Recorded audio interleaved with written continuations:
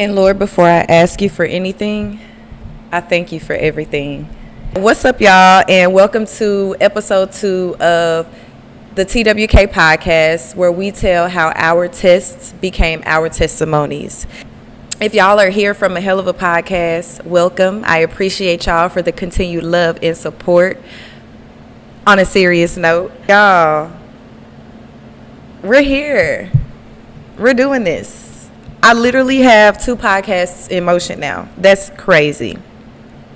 If y'all see me looking down, y'all, I happen to be a super long-winded person, and I also, sometimes my thoughts run faster than my mind. My thoughts run faster than my mouth can talk. So I had to write me some notes down so I can stay on track and get through this episode with y'all, right?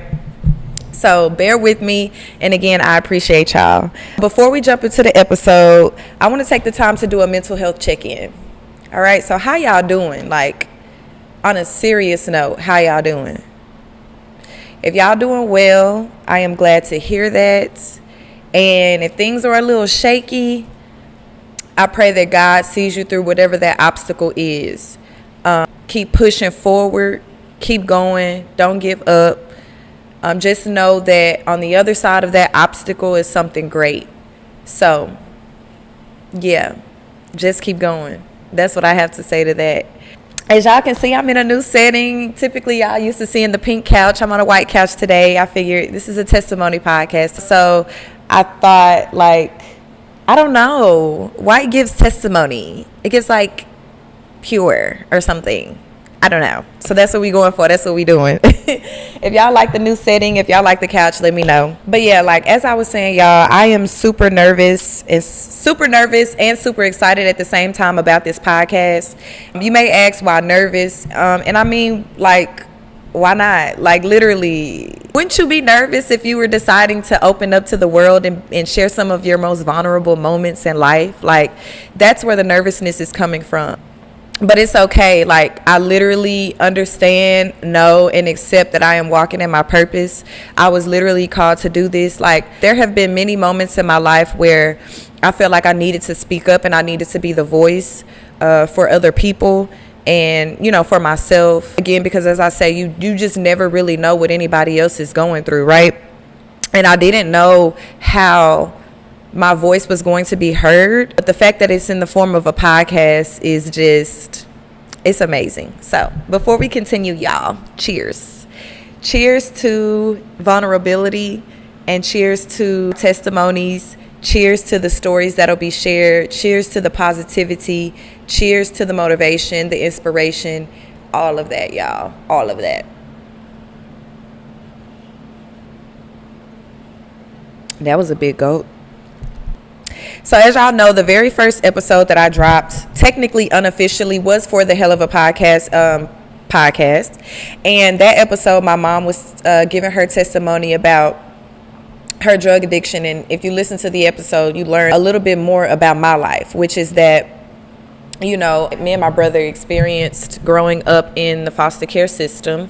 And I didn't get back to my mom until I was around 13, 14 years old. So a lot of my childhood life was spent in foster care and just bouncing around from house to house, family member to family member, things of that nature. And so when I came back, I was like, episode 2, I want to dive more deeper into that. Then I started thinking, and I was like, there's a lot more questions that I want answers to before I actually tell that testimony, if that makes sense. And also too, it's not just my story, it's my brother's story too, and I wanted him to be a part of that.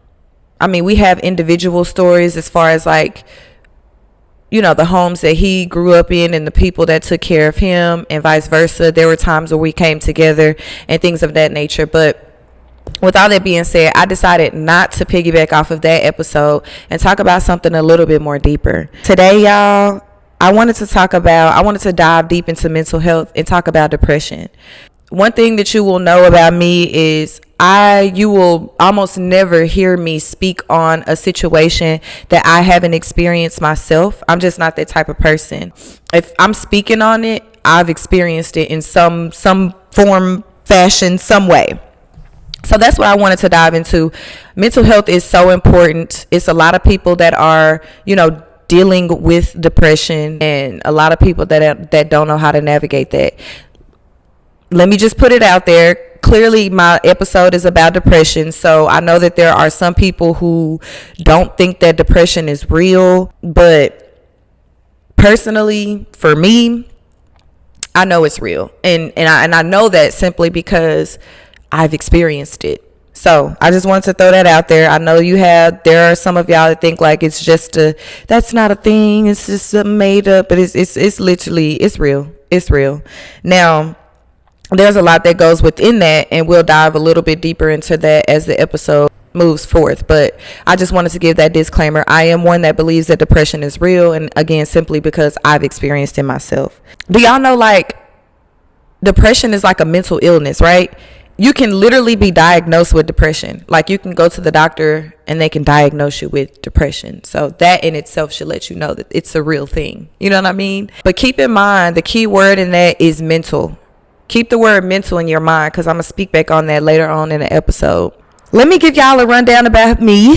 If you don't already know, I know a lot of my followers and supporters, family, y'all know me from high school, or of course family just know me personally. But I know that there are going to be people that come onto this podcast and listen to it that don't know much about who Kenya is from a can of paint. So just to give you a little bit of my background, I'm 30 years old. I am a mother to one son. He is 10 years old. I'm single. I currently work a 9-to-5 outside of doing the potting. This is just, of course, an extracurricular and just something that I decided to do because I know that it's my purpose and I need to walk in it because it may touch the hearts and minds of many, many people. But yeah, outside of that, I'm regular person, and that's me. In terms of my childhood, I touched bases on that a little bit earlier in the episode, but then of course, y'all know, like, my mom, within her story, you know a little bit about my childhood from that. But just to dive a little bit deeper into it, and I don't want to go too in depth because I want to create an episode specifically surrounding my childhood and things that I experienced. But just to give y'all a little bit more insight in terms of like where the depression stemmed from and how it transpired, I have to give you a little bit more information about my childhood. So foster care was a big thing for me. I dealt with that in and out of the foster care system and just being with different family members for majority of my childhood. I've experienced homelessness. I've experienced living in a shed. I've experienced living in a car. Of course, my mom was on drugs.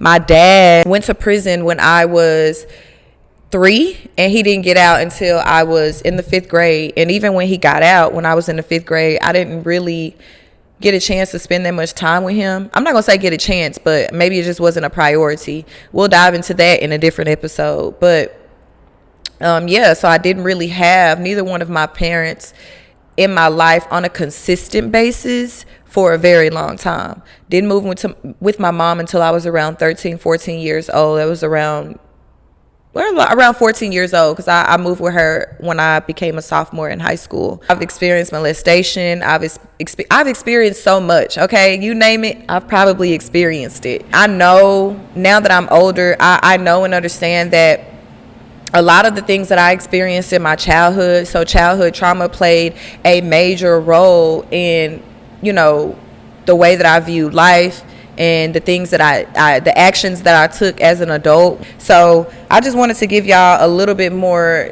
depth and insight on, on that and kind of where I came from.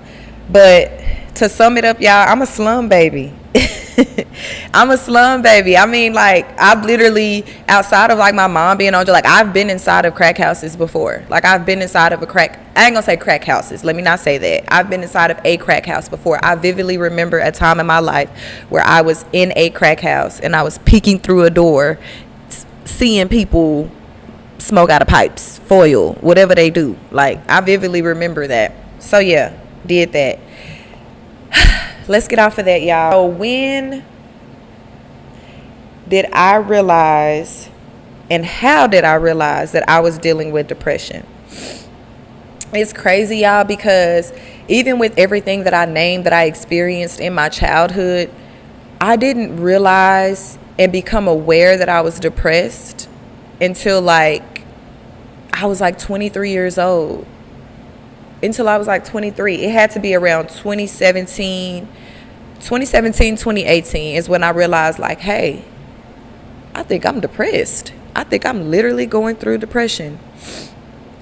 And there was a lot of moments in my life around that time that kind of were like, it was like a domino effect. It's just a lot that was happening in my life to where it made me just have an epiphany like, oh my gosh, I think I'm literally dealing with depression. And what's crazy is an earlier part of my life, when I was actually around 13, 14, right before I moved with my mom, I do remember a moment to where I had a thought like, I'm so over this, like I'm literally about to jump out my window. I remember around that time I was staying with my great uncle, God rest his soul. He passed away a couple years ago. But I was staying with my great uncle, and it was just so much going on. And of course, around that age, I don't think that I was conscious and aware of what depression is and if it was really a thing. One, I'm a kid. So when you're a kid, you're so occupied by just being a kid and everything else that comes with like living life that you don't really have time to sit back and think about stuff that's going on, that's going wrong and things, you know what I'm saying, things like that. But there was definitely a moment in my life around 13, 14 where I thought like, I'm going to jump out this window and whatever happens, happens. But I didn't do it, thank God. But even then, like I said, like I wasn't conscious and I wasn't aware of what depression was or what I was even going through. I just knew in that moment I felt unloved, unwanted, like I didn't belong. And granted, that was one of the times in my life one of really the only times in my life that I had like a stable place to stay. Granted, around this time, the foster care system situation was over with, but I still wasn't staying with my mom or my dad. I was staying with my great uncle. And that experience, just living in that household, we had a lot of good times. I'm not going to take that away from them or that experience, but I was still such a lost little girl, just an enclosed, quiet introvert, felt like I couldn't really speak up for myself, things of that nature. Again, I felt unloved, unwanted, like I just really didn't belong. And I remember that feeling around 13, 14, like I'm sick of this. You know what I mean? But a little bit after that is when I actually moved with my mom. This is around the time that she, quit cold turkey doing drugs. And she was like, hey, I want my daughter. I'm in a position to where I can get her back. And that's what I'm going to do. And listen, I was all for it around that time. I was literally all for it. So yeah, so I did. I moved with my mom. I'm not going to go into a timeline because I'll start rambling and I don't know how to stop. But I do have to give you a little bit of more background around when I moved with my mom to help you understand like my mindset and where I ended up later on in life at 23 years old, being in my room feeling depressed. You know what I mean? So 13, 14 is when I moved with my mom. She stayed in Oak Cliff. We actually stayed in Village Oaks, if y'all know where that is. We stayed in Village Oaks. I went to South Oak Cliff High School. Actually, when I first moved with my mom, and I had to get enrolled in school, I went to Roosevelt, y'all. I went to Roosevelt for one day. I came home and I cried to my mama. I said, listen, please don't make me go back to that school. I can't do it. Mind you, I've been in foster care, right? I've said that multiple times. But when you bounce around from place to place, you live in different areas. So I've lived in Garland, in Arlington, in Richmond. I've lived in all these different places. In school, you are going to school with everybody of every race. It's not conducive to like just black people, just Mexican people. Not like it's literally white, black, Mexican, Asian. So I'm so used to going to school with everybody. When I came to Oak Cliff, y'all, yes, I'm black. I'm blacker than black, okay? But it was a culture shock for me. It was a big culture shock. I was like, mama, And Roosevelt was the ghetto and stuff, the ghetto. I said, baby, I can't go back to that school. I said, Mom, we're going to have to figure something out because that's not the one. I can't go to Roosevelt. So my next option was SOC, and that's where I ended up going to SOC. Around that time, coming to Oak Cliff, I actually met this boy. And baby, I thought I was in love, okay? I met this boy, thought I was in love. Long story short, that didn't end up working out. and years, of course, passed by, but I always, he always had a place in my heart. Do you know, like, have you ever had that person like you dated or you talked to, and you be like, you know what, this person will always have a place in my heart? Like, that was that situation.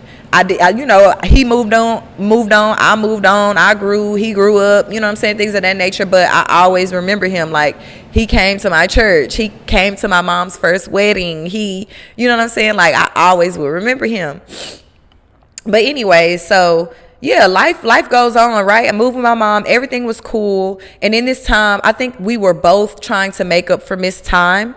And so the first few months were great. It was just us just living life, enjoying each other, again, trying to make up for missed time.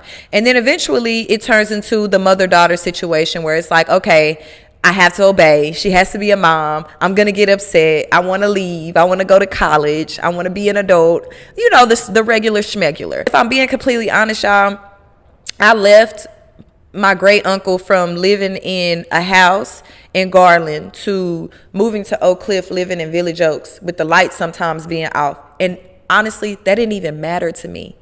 That wasn't a depressing part of my life at all. Like, although we didn't have much, we had each other. And that's what mattered most to me. So that was enough. I didn't really care about what I had or what I didn't have. I just knew I had my mom, and I had been missing her for a lot of my childhood. So that's all that mattered to me. But anyway, so yeah, you know, life goes on. You know, I go through high school. You know, with high school comes everything, you know, friends and little relationships and breakups and things like that, where you think your heart is broke and all this stuff, but it's really not, you know, just puppy love and things like that. So I experienced all of that. I finally got to the point where I went to college, right? So now I'm in college and I'm like, whew, I made it. I'm like one of the first people in my family to go to college. And then not only that, I graduated top 10% of my class. I get to go to the school that I want. I went to the University of Texas at Austin. A couple of my classmates actually went to that same college, so I wasn't there alone. Went to college broke as hell. Financial aid was helping me survive. Even outside, when that money ran dry, I just had to figure that shit out. But I was happy. I was still happy. Struggling, but happy as hell. Because this is a different part of my life that I'm actually experiencing. My mama didn't go to college. My daddy didn't go to college. Nobody really in my family went to college. I'm like, hey, I'm going to be the one. I'm going to be the one that breaks generational curses. I'm going to be the one that makes it out. Fast forward to, we going to say 2013. Okay, 2013, at this point, I've been in school for a year. Right? I went to school 2012, so I finished my first year in college. Come home, I end up not meeting my son's dad, but we kind of rekindled. I knew him right before I left for college the year before, but we just, you know, talked, conversed for a little bit, never really went anywhere. But when I came home for that summer, we rekindled. You know, we started talking and started to get to know each other more and hang out more and things of that nature. Now, It happened a little fast, all right? I'll be the first to admit. Things happened a little fast because I came home that summer, we started talking, and I went back to college. I want to say I was back in school all of a month, and I found out that I was pregnant with baby Paul.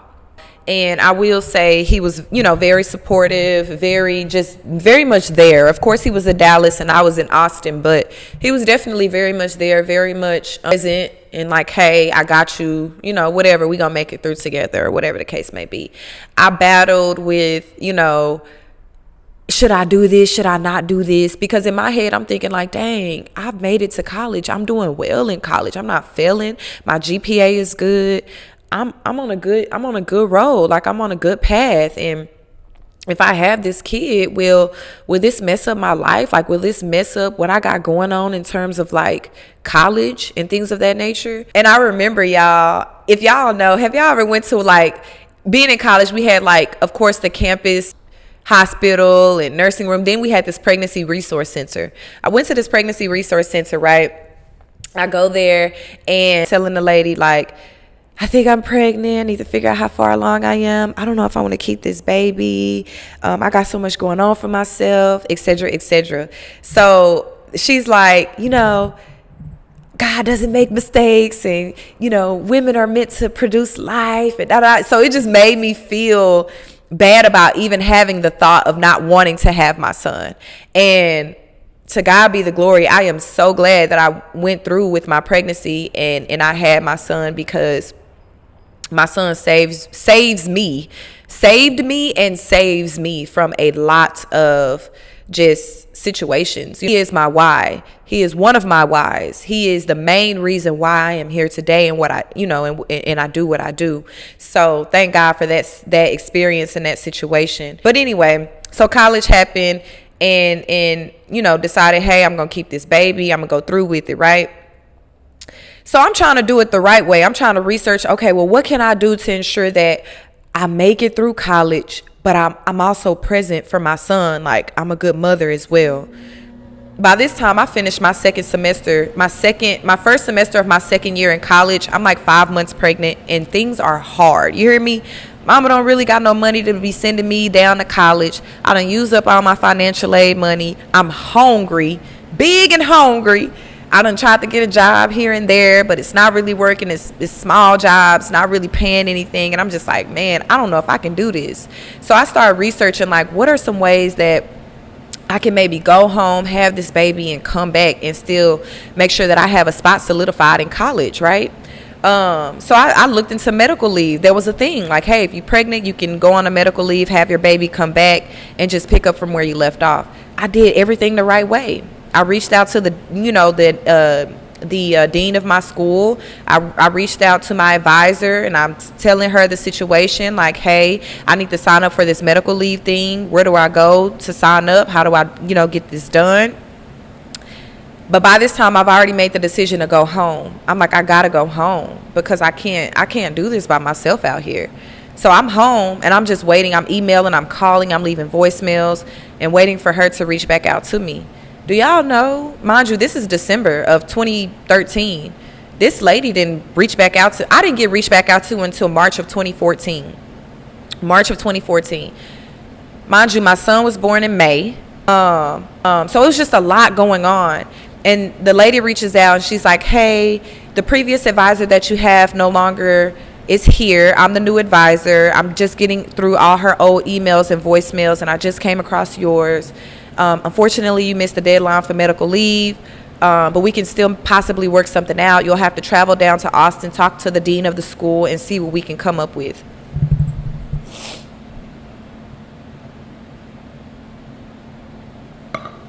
How? I'm like, man, it's so much going on in my life. I can't do that. I can't go down the house. I'm about to get ready to have this baby. Then I got to figure out this funeral situation with my dad. It was a very trying time in my life. And so I just decided, like, okay, I'm gonna have to figure that part of my life out later on. Right now I need to focus on my family, and I need to focus on having this baby, having a healthy pregnancy and having a healthy baby. So that happened, right? Okay. So that was that. Fast forward, y'all, I end up having my son. Now, my pregnancy was cool. I didn't have a tough pregnancy.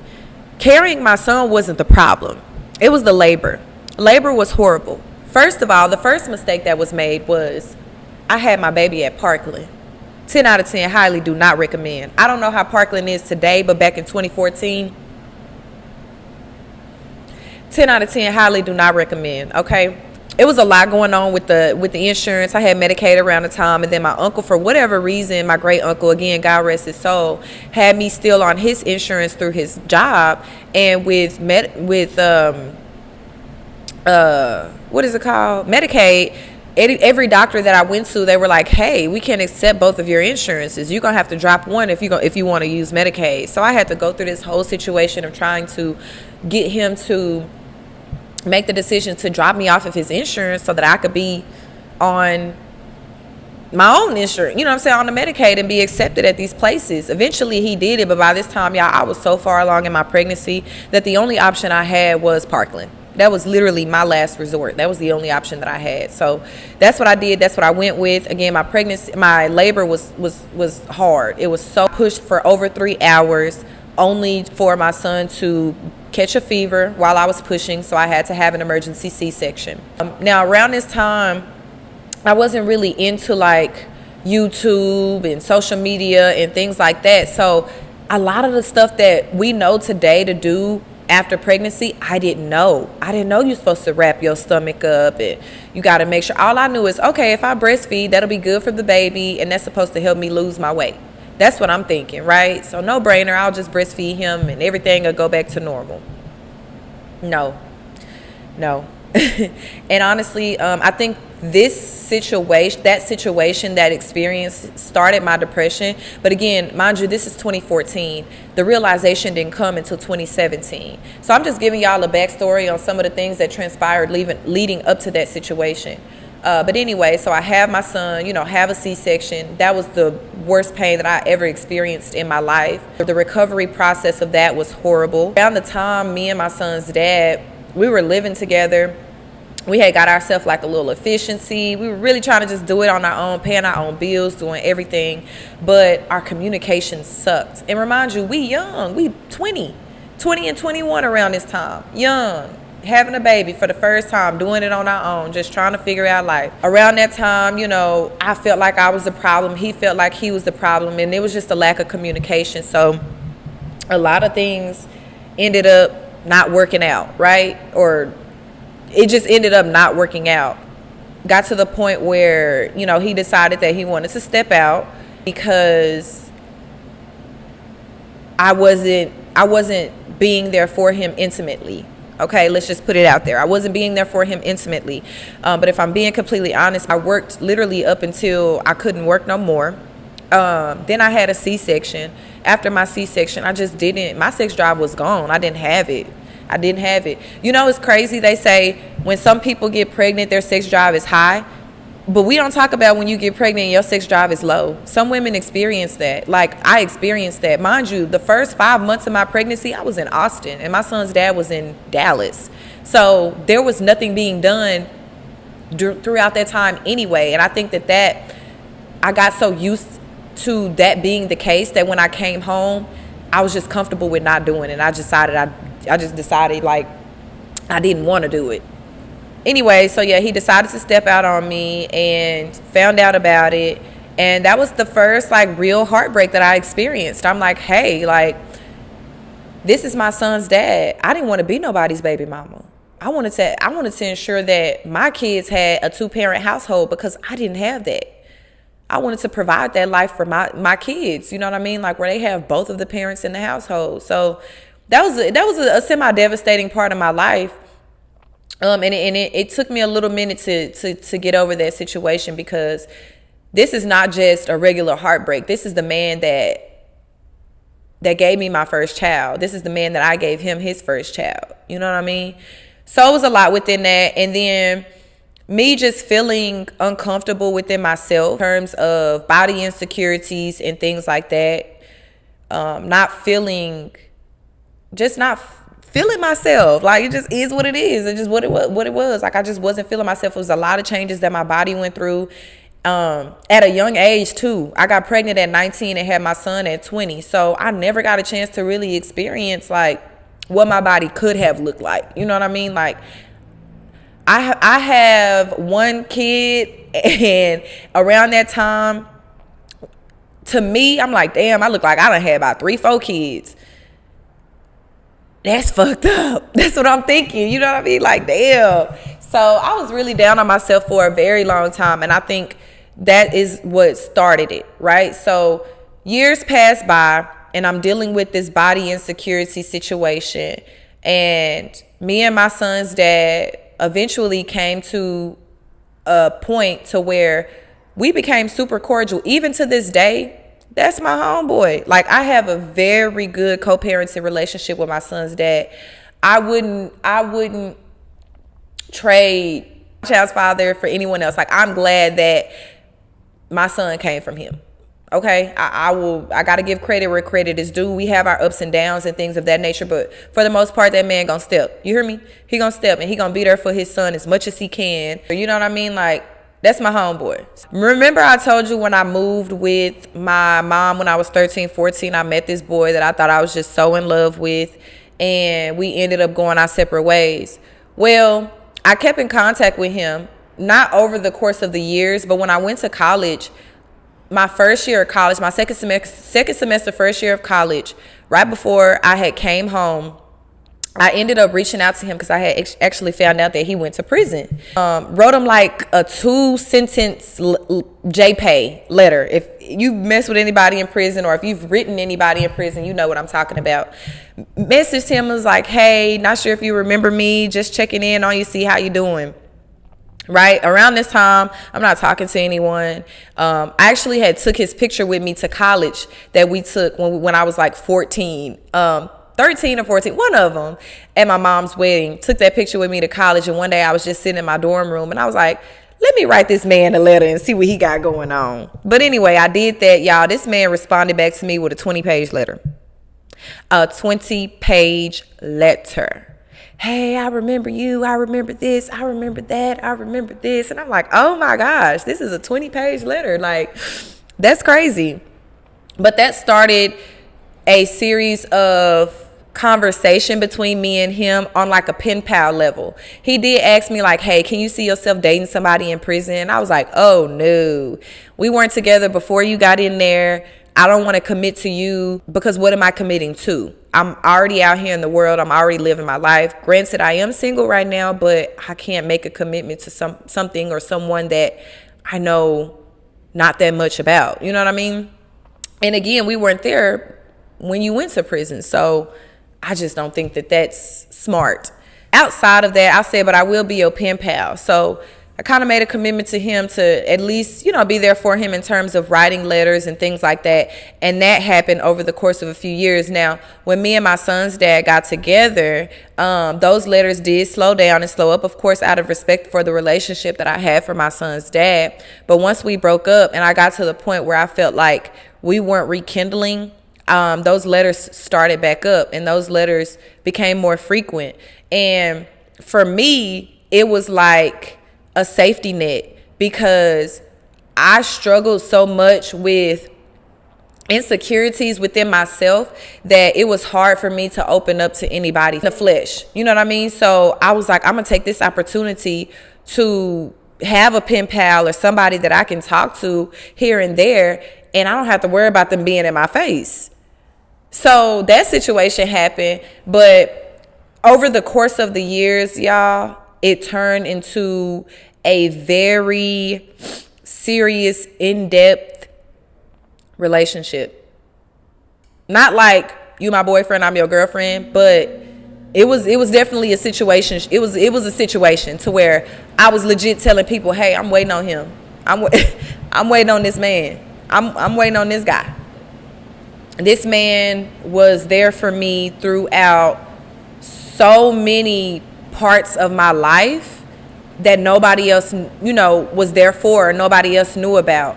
I had so many crazy situations that I encountered when it came to my mental health, and he was like my safe space. You know what I mean? It's like he would call at the right minute, or he would write a letter right on time, or whatever the case may be. And if I'm being completely honest, when I talk about the mind and your mental and changing your mindset, I got to give credit where credit is due, and I got to thank him for that.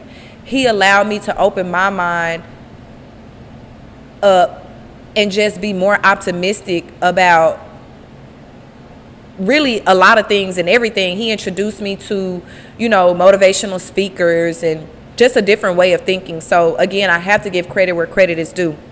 But with that being said, he was a part of my life for a very long time, from a distance. Now, that's not to say I didn't have, run-ins and situations with other people. I did. But one thing that I did was I didn't allow myself to form a deep connection with anyone, and I did that on purpose, because in my head, this is who I'm waiting on.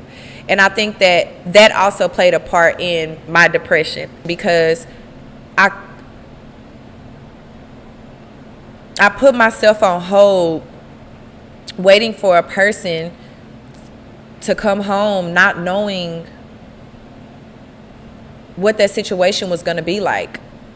And in the midst of, me waiting on him, I dealt with being lonely and just wanting that affection physically, and like just feeling like I needed him to be there for me, but he couldn't be there for me. But it's like, Kenya, what are you doing? So mentally, I battled that for years of my life. I battled that. So that had a lot to do with my depression. I'm watching the time, y'all, because I got to record 2 episodes. I'm trying to get to it, and I know I'm long-winded. I wrote myself some notes, but y'all, these notes, they not noting, okay? So I hope y'all following me, but I'm going to speak on a couple of other situations, and I'm going to try to close it out. If this has to be a part 2, it just has to be a part 2. And that's what the purpose of the podcast is for, y'all. But yeah, so I dealt with that for years of my life, and I dealt with feeling like a failure. So you got body insecurities, you got relationship problems that's not really a full-fledged relationship, but waiting on the what if. So that's fucking with me mentally. Not feeling good about myself is fucking with me mentally. Not being where I want to be in life is fucking with me mentally. Not being able in my head to provide the lifestyle that I want for my child is fucking with me mentally. Like the black sheep of the family is fucking with me mentally. People having these high expectations for who Kenya is and how Kenya moves is fucking with me mentally. It was a lot going on to where I masked and I bottled all this in within myself. And at nighttime, I would just sit and think and soak in these thoughts. And I just didn't have an outlet to talk to anybody else about it outside of the guy in prison. But mind you, like, I can only write and wait for a letter to come back so many times. The phone calls only last for so long. You know what I mean? So it was a lot that I was dealing with. And then I started thinking about my childhood. Then those situations started to arise like, damn, Kenya, why do you act the way that you act? Why do you feel like you don't have a voice? Why do you feel like you have to conform and try to be who everybody else wants you to be? How do you really laugh? What is it that you really like? What don't you like? Like, what do you stand for? What do you don't stand for? I had to ask all myself these questions because I didn't really know who Kenya was. And if I'm being 100 with y'all, I'm still figuring me out, but just a few years ago, I found myself. I'm gonna say it again. I'm still figuring myself out, but just a few years ago, I just found myself. Just found myself. Mind you, I moved from place to place, city to city, met new people. I don't have childhood friends. I don't have a neighborhood that I grew up in. You know what I mean? Like, I don't have the family house. I don't have none of that. My family is very dysfunctional. And woe is not me, because I'm not the only person that deals with things. I know there's other people who may have dealt with far more worse things than I have. But I'm just telling you, like, when you're dealing with depression, those are the thoughts that you have in your head. Those are the things that run through your mind. Why me? The question is always, why me? I can't believe I'm dealing with this. I can't believe I'm dealing with that. Oh my gosh. Another thing. It's like when it rains, it pours, right? When it rains, it freaking pours. So dealing with all that, y'all, ended up in 2017. This is when this is around the time when I feel like, okay, yeah, Kenya, you depressed. You depressed. I done went through the heartbreak with my son's dad. I done went through, feeling like I didn't belong. I done went through feeling unloved. I done went through being insecure. I done went through all that, right? But then I start this job. And this is the job that I'm at now. If you know me, then you know I'm not going to say the job name. I'm not going to do that. But I started this job, right? And in my head, I'm thinking like, okay, I done elevated. Because up until this point, I technically had elevated. Every job, I've literally only held 3 jobs in my life. 3. And every job, I've never gotten fired. Every job that I've had, I've left and went to the other one because it was just a better situation for me financially. So I got this job and I'm like, hey, this the one. Man, I got that job and I tell you, it was so mentally stressful. And to all the people that think that working a desk job or sitting at a desk taking calls is not a strain to your mental health, you're sadly mistaken. You're sadly mistaken. You basically sitting there and having to put up with people yelling at you, cursing at you. The customer's always right? Like, you got to deal with it. That takes a toll on your mental health, especially if you got other shit going on at home. What you mean that's not mentally draining? I remember me and my son's dad had a whole disagreement or a whole argument about that. He's like, I'm tired. I have physical labor. Like, I gotta go to work and I gotta move boxes and do this. And I'm like, I'm tired too, mentally. That shit matters. My job ain't easy. It's not easy to sit up and have people yell at you and cuss at you every day. Again, especially if you got shit going on, you gotta know how to. It's hard. Because when you work in corporate America, you have to learn how to balance life, right? Keep your personal stuff at home and keep your work-related stuff at work. But sometimes shit weighs so heavy on you that it's hard to leave what you're going through at home. Sometimes it spills over into the workplace. But anyway, so I'm working at this job, y'all. I'm stressed out about licensing and passing my exam to solidify my position at this job. I've already quit my other one. And it's like, I quit it because this job is paying me more. Technically, I don't really have this job for real until I pass my licensing exam. So that was a stressful part of my life. But we get past that. I passed my licensing exam and I'm working, right? I'm working. And I'm thinking that, again, this is a step up from the job that I was previously at. The job I previously was at, I left because I was stressed out mentally.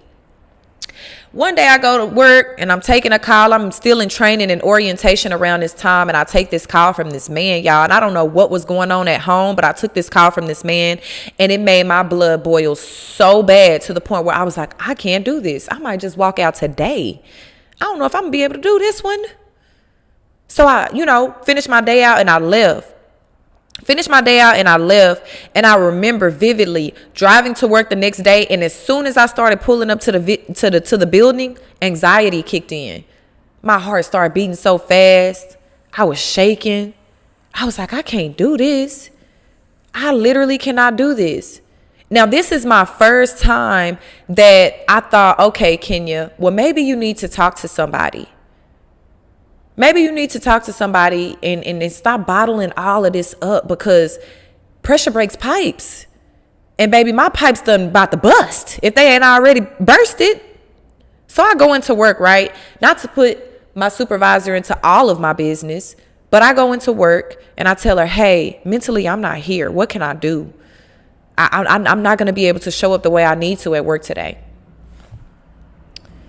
She says, oh, well, we have this number that you can call where you can go and talk to, so-and-so and so-and-so. And, go talk to a therapist or whatever. I think that would be best for you because it seems like you may have a lot going on and we don't want that stress on you. I'm like, okay. So I leave work, y'all. I go to this place. I talk to this guy. I talk to this man. He was an older man.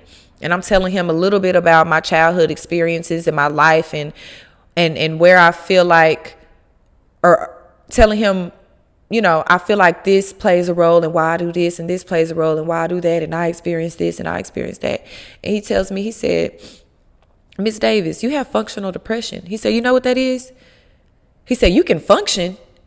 Like, you're going to get up and do what you got to do in life. Take care of your bill, your kid, pay your bills, do what you need to do. You can function. But at nighttime, or when you're alone and by yourself, that's when it hits you the most. That's when all those thoughts start to race and you feel like, again, the weight of the world is on your shoulders and maybe that everyone's against you or no one's listening and things like that. He's like, you got functional depression. He said, I'm actually about to end my practice soon. I'm getting ready to retire. But I recommend that you go to this place. Go to this place and talk to these people. And I think that would be good for you. So I'm like, okay. He made me feel good, right? So I wait. I think the next day I drive myself to this place, y'all. That's crazy. I drive myself to this place, go in there, and I'm telling the lady the same things that I told this man. Yeah, I experienced this and I'm going through that. And I just think I need somebody to talk to. Like, I know it's nothing wrong with me. It's just I've had all of these feelings and emotions bottled up since I was a kid. And now I'm an adult and I got time to think about it. And I think I just need to release it. I just got to get it out of my system. Mind y'all, at the beginning of this podcast episode, I told y'all that there was a point in my life where I had thought about jumping out of a window, right? Now, mind you, I'm what, 20, 22, 23 around this time? So I'm not knowing what you're supposed to say, what you're not supposed to say, all this stuff. This is my first experience talking to someone for real. I mean, I had another experience when I was talking to someone, but we'll talk about that in another one. But this is like when I'm in terms of like willingly going and having to talk to someone, this is my first experience that I'm having of that. This lady says, okay, yeah, well, you know, you need to talk to the doctor. We need you to talk to the doctor. The doctor will be able to, you know, set up some dates and times where y'all can talk on a more regular, consistent basis and things of that nature. We're just going to go to this back room. We're going to take, you know, your cell phone device because you're not supposed to have cell phones back there. And the doctor will be in for you to talk to. So I say, okay. Yeah, I go to the back of this facility. This lady take my phone, mind you, I drove myself here. I wasn't forced here against my will. I drove myself here. Lady take my phone, take my keys.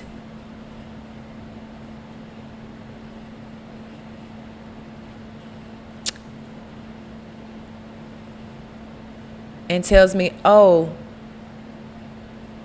I forgot to mention, the doctor won't be here till Monday.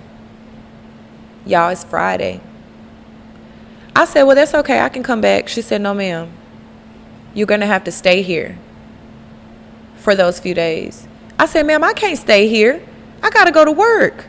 I got to go home to my son. I got stuff I got to do. I got responsibilities outside of here, ma'am. I don't belong in here. I'm in a facility full of people on medication, drug addiction, and just psychotic and just a lot going on, y'all. This experience traumatized me from wanting to seek therapy. That was my first experience. Like, it traumatized me. And then the lady is telling me, well, before that, what happened was I get in there and I go up to the desk and I tell the lady, hey, ma'am, I got to go home. Like, I don't belong here. I'm not supposed to be in this place. I'm not supposed to be here. So she starts asking me questions. Have you ever thought of this? Have you ever thought of that? When she asked me, have you ever thought about unaliving yourself? I say no. So after she finishes asking me the questions and stuff like that, she was like, you're going to have to stay until Monday. And I said, well, why? I said, do you not? I said, dude, look at me. I'm sane. I don't deserve to be. I'm perfectly fine. I said, ma'am, I just need somebody to talk to. She said, well, I asked you a question. You gave me an answer, and that's not the answer that you gave the lady earlier. I said, well, I figured the reason that I'm here is because I gave her that answer.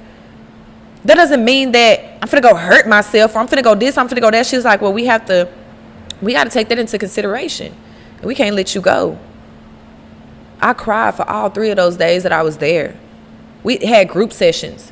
The lady telling me, she's like, I can tell you're not supposed to be here. She was like, but the best thing that I can tell you to do is to participate.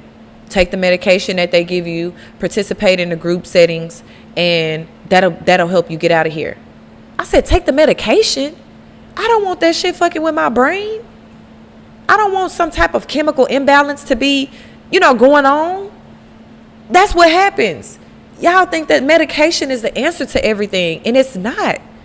I don't need to be doped up on medication to be heard. I just literally need somebody to talk to. That's it.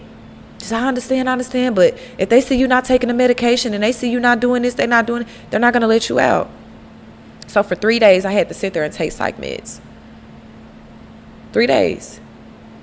Thank God it didn't impact me in a negative way, but I could see how the people in there were fiending for that. I'm a super introverted, like type of observer. I peep vibes and I sit back and I observe. That whole time that I was in there, I observed. I'm like, that's crazy. Half of these people probably don't even need to be on medication, but they've forced them to take this medication for so long to where they feel like, if I don't take this medication, I won't be in my right mind. I won't be sane.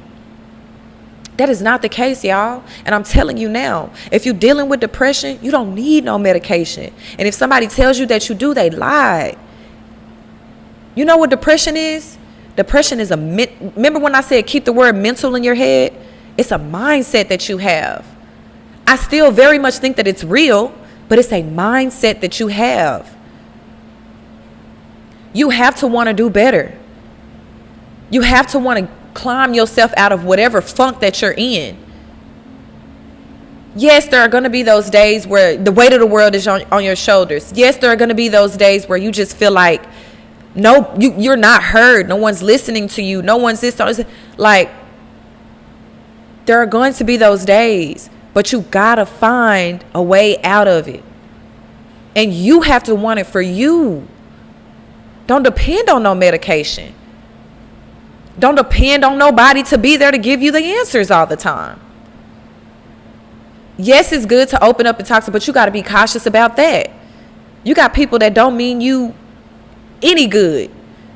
So it's hard to sometimes it's hard to differentiate, like, okay, should I open up to this person? Should I not open up? So I understand it's an ongoing battle. It's an ongoing battle. But yeah, I just wanted to I wanted to share that story, and I just wanted to make that a point, y'all. You don't need medication to deal with depression. Now, there are people who literally have was it psychotic episodes, or I don't know, all the diagnoses that sometimes they do need that genetically. But when we talking about just regular depression, you feeling sad, you feeling down on yourself, like, it's a mental thing, y'all. You got to be able to not even trick your mind, but you got to just be able to think about the optimistic side of things, the good in things. Anytime there's a bad situation, I promise you there's always a good one. There's something good out of every situation. You just got to find it. Is it going to be hard to have that type of mindset? Absolutely it is. It's not going to happen overnight. It's not going to happen in a month. Hell, it might not happen in 2 months. But you got to want it. You literally got to want it. When you get to the point where you want it, it's going to make those moments a little bit easier. And I'm here to tell you firsthand, there are moments where I still find myself getting to that point where it's just like, okay, Kenya, I find myself going into this depressive state where I don't want to get up. I don't want to eat like that. Hell, just recently, a couple months ago, I just came off of a situation where I wasn't really eating like that. And I had to shake back. Hold on. Don't forget who you are. Shake back. Don't allow nobody else to dictate how you think, how you move, control your emotions. You possess the key to your own happiness. Remember that. I have to remind myself that daily. I possess the key to my own happiness. You don't get to dictate how I move. You don't get to dictate how I feel. If I feel that way, it's because I decided to feel that way, not because you made me feel that way. So remember that, y'all. Whew. I'm really passionate when it comes to mental health, and that's why I make it a big thing also to allow my son to express his feelings and express his emotions. I spoke on this on the All Around Media podcast. That means so much to me. I don't ever want my son to feel like he can't open up his mouth and come to me about anything. Even if I disagree, even if I feel like he's wrong, even if just for a kid to know that they're being heard, that means so much. Allow y'all kids to express in a respectful way, absolutely, but allow y'all kids to express their emotions. That matters, especially our boys. Men already feel like they can't be vulnerable, they can't open up, they gotta be hard, they gotta be this. Allow their men to express their emotions. Allow them to have that safe space to open up. Create that for them, because it definitely matters.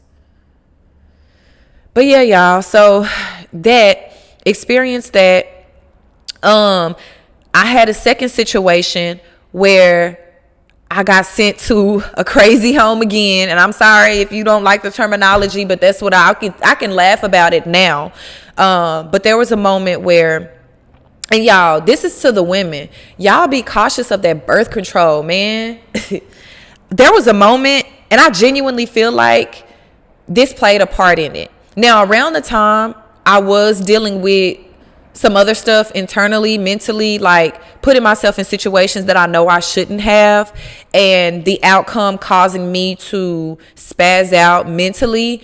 But on top of that, I was taking birth control around this time as well. And if you look at the side effects of birth control, it can cause you to have suicidal thoughts. It can cause you to, and I think that stuff is literally real.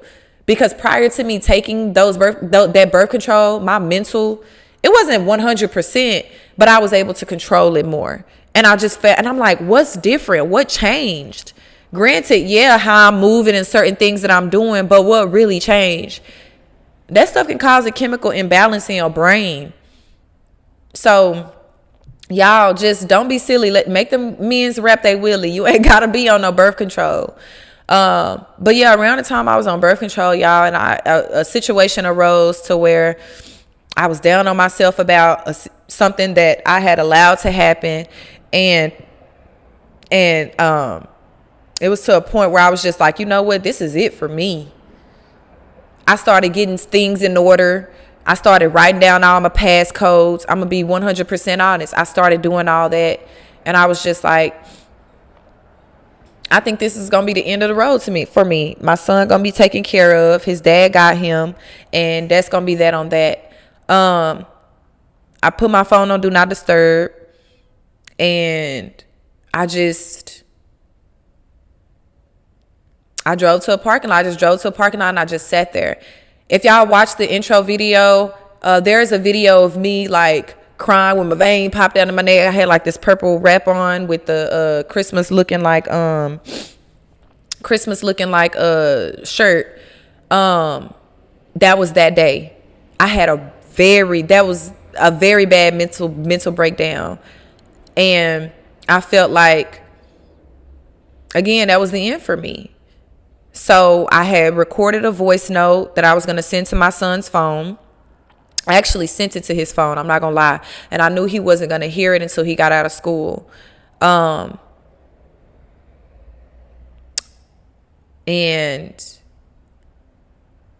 yeah, I think I drank like a whole bottle of NyQuil. Y'all just, that was a very, very,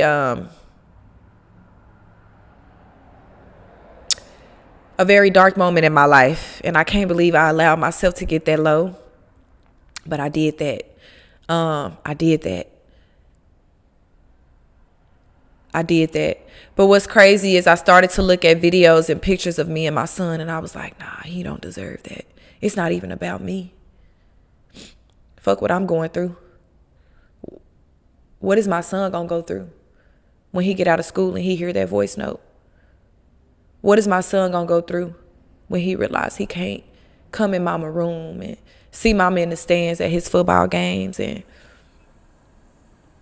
do TikToks with mama? And fuck how I feel. It's about my son at the end of the day. So I came to terms with that, and I drove myself home and locked my door, and I was just like, get it together, Kenya. I was decompressing, coming back to getting out of that mental state of mind. And y'all, my mama pulled up. She done went and took my son out of school. She done went and played the voice message on my son's phone out loud for him to hear.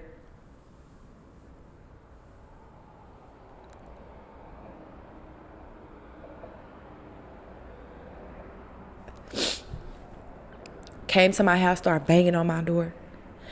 Tell your mama to open up the door. Make your demand to get in. And y'all, it like took me right back into that mental state where I was just like, why would you do that? I get it. In hindsight, looking back, that's my mama at the end of the day. And she didn't want to see me gone. She didn't want to see me, you know what I mean? She was just trying to help. That's what in that moment, she was just, in hindsight, I'm looking back, like she was just trying to help. But in that moment, I didn't think that. I was just like, why would you do that? Why would you go pick my son up from school? I had already figured out. I was going to delete that from his phone. He wasn't going to even hear it. He wasn't going to know. He didn't need to hear that. Now you got my son in the backseat crying about his mama saying, keep your head up, son. Everything going to be all right. Your daddy going to take care of you. You going to be good. Don't worry about it. So I was like, why would you do that? She done call everybody in the family. Damn near the pastor. Now everybody in my business. Now everybody know what's going on. You know what I mean?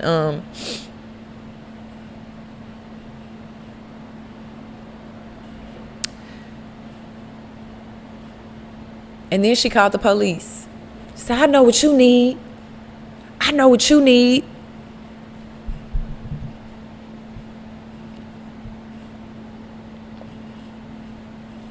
She called the police, y'all. And what's crazy is when the police came, they could see that it was a situation between a mother and daughter where we had a misunderstanding with each other, and it was just more so like I wasn't hearing her, she wasn't hearing me. So initially they were like, hey, everything's cool, and I'm explaining to them, I'm saying I'm all right, like I'm good. You know what I mean? I'm okay. Y'all, my when I say my son's dad gonna I'm sorry, I just have to put this out there. My son's dad drove from Oklahoma to fucking Dallas. He drove from Oklahoma to Dallas. I appreciate that man. Genuinely. I appreciate that man. But anyways, so I'm telling them this, that. They're like, okay, we're gonna let things be what it be, right? So the police leave. Y'all had a panic attack. Mind you, all this shit going on, I done screamed to the top of my lungs. I done went this way, went that way. I don't know which way all this done happened. I done had a panic attack. And I passed out for a split second. My son's dad got scared, rushed me to the hospital. He rushed me to the hospital. And all they know to tell these people is she tried to unalive herself. And that was all they needed to hear.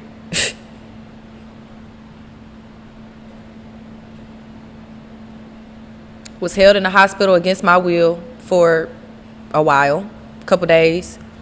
Got sent to a different facility. Yet again, I'm in a situation to where I'm like, I just needed to be heard. I just needed somebody to talk to. Now, granted, this situation was a little bit different. I didn't tell anybody what I was about to do. I think people just picked up on the signs, and they was just trying to be there to help me. But I tell my mama, what that first experience was like with me, with that first mental facility. So to call the police on me and tell them this and tell them that fucked with me for a while, for a good minute. And again, looking back in hindsight, I know she was just trying to help me, and things of that nature. And I appreciate that. I appreciate her for just trying to find a way to be there for me. But that was the second time that I experienced that situation. And when I went to this facility, it was the same thing. Like, I was upset. I was mad. But this one was a different experience for me. I came across people who were very much sane. I came across people who really, again, didn't need to be there. They just were so used to doing the medication, or they were used to being in this facility. That's one that was different. Like, oh yeah, I come here weekly. I come here often. I'm like, what? I'm on a regular basis. They were upset that they weren't getting their medication. And it was in that moment, the day that I was getting ready to leave, my heart started beating so fast. And I was like, I gotta speak. I gotta say a speech. I gotta let these people know, like, change our mindsets. All of y'all in here are smart. Y'all don't need to be in here. These people just taking our money. We are perfectly fine human beings. Just change our mind. Again, I know it's easier said than done, And we all experience and go through certain things. I got a chance to hear about so many different walks of life that these people had experienced and things of that nature. But it was just in me to say something. And I left that facility and I didn't say nothing. And that bothered me. That bothered me for a while.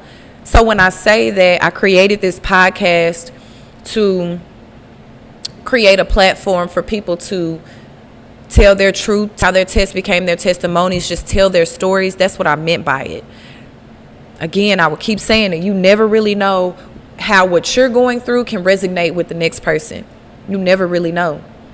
I've been recording y'all for a while, and I was supposed to do 2 episodes. I do this all the time. So I'm going to cut it right here. There's a lot more that I experienced, a lot more that I want to tell. I got to learn.